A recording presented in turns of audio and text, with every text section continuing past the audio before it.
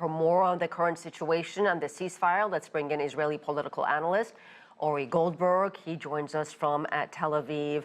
Ori, what is the status of this ceasefire, given more than 100 Palestinians were killed in Israeli bombings? Well, it depends on who you ask.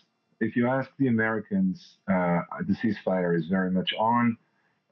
They gave Israel permission to strike, as did, by the way, the Qataris, because apparently Hamas killed an Israeli soldier. If you ask the Palestinians, the ceasefire was never on because Israel has been violating it systematically ever since it was declared.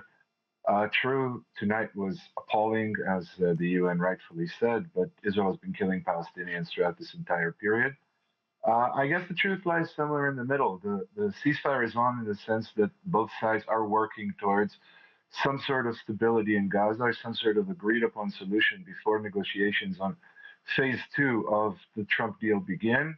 But it's also true that Israel is getting away with killing a great many Palestinians and not being held accountable for such military actions. The problem is nobody can do anything about it. Hamas has no real interest in returning to active fighting. The Americans don't want active fighting, and nobody in the world thinks the shedding of Palestinian blood is worth a resumption of heavy fighting. So is it your sense that this is a short-term retaliation in part of Israel, or is this part of a broader military strategy, if you will, Ori? Well, I don't think the word strategy applies here. Israel is not strategizing. Israel has never had much of an ability to envision a strategic future in Gaza, and that ability has decreased in leaps and bounds over the past few weeks. Israel has lost effective control of what is happening on the ground. I know that is a strange thing to say after a night where Israel kills 100 Palestinians or more, but the truth is that is the only thing Israel can do. Israel can't shape the reality that is occurring right now in the Gaza Strip. It has no power to direct intelligence operations. It will not be the one who will decide whether Turkish or Egyptian or Qatari teams enter the Strip.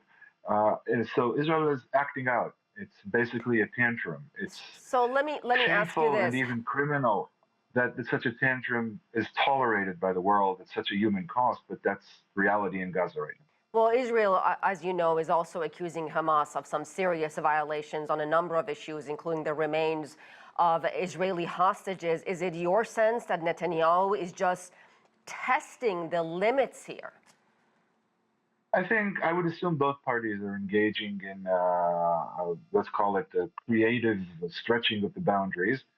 But the notion that Hamas violations provide justification for anything remotely resembling what Israel did over the past 24 hours are ridiculous and are not in accordance with international law. This isn't a game of football where if one team commits a foul, then he's immediately punished. This is all political theater. And I would actually say I think Netanyahu is trying his best to look very harsh, very rough, very much uncompromising towards the Palestinians right now, because in a short while, he will have to compromise much more drastically, whether he likes it or not. So he wants credentials that make him appear tough when he has to, or when he will have to be much, much softer. All right, Ori Goldberg, thank you so much.